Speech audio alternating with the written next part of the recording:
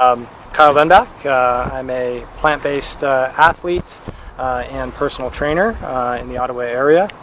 I first got into veganism 13 years ago now, if I remember correctly, and that was in university, environmental ethics class in university, and I had to read some animal rights literature, one of them being Peter Singer, and he talks about actually the concept of speciesism, which basically draws philosophical parallels between sexism and racism, as well as the subjugation of other animals and other species. Also reading that, I learned a lot about how animals are raised for food, and I had never heard about it before. I never really had paid attention to what went on, and I was absolutely shocked. I couldn't believe where our food came from.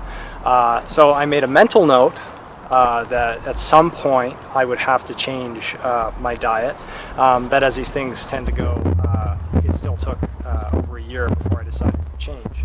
One of the reasons why I didn't change is because I was heavily into bodybuilding and weight training at the time, so I was fully mired in the bodybuilding culture and the idea that you need lots of protein, and animal protein to be specific, in order to make gains in the gym.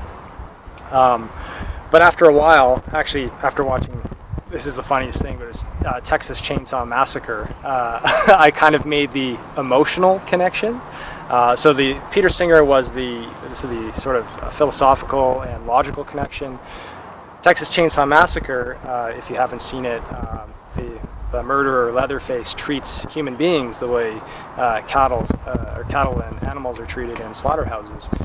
And when you see that, or at least when I saw that, suddenly the connection was very clear, that we can't justify violence to any beings, humans or animals. So the very next day I went vegan.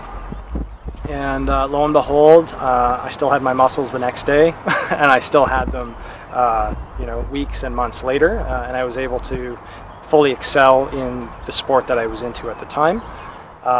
And eventually I got into running and found that plant-based eating a whole food, plant-based vegan diet was very, very beneficial for that sport as well.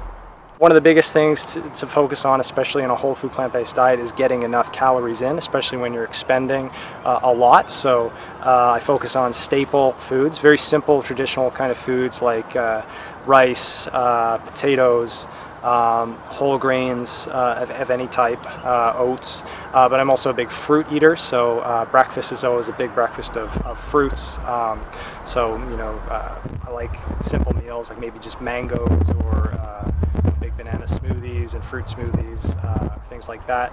Dates are another big staple food. So really making sure I'm getting in the calorically dense, sort of high carbohydrate staple foods, but as well, not just focusing on that, but making sure I'm getting in foods that are rich in antioxidants, such as leafy greens are important every day, as well as beans, which have a whole host of health benefits for you.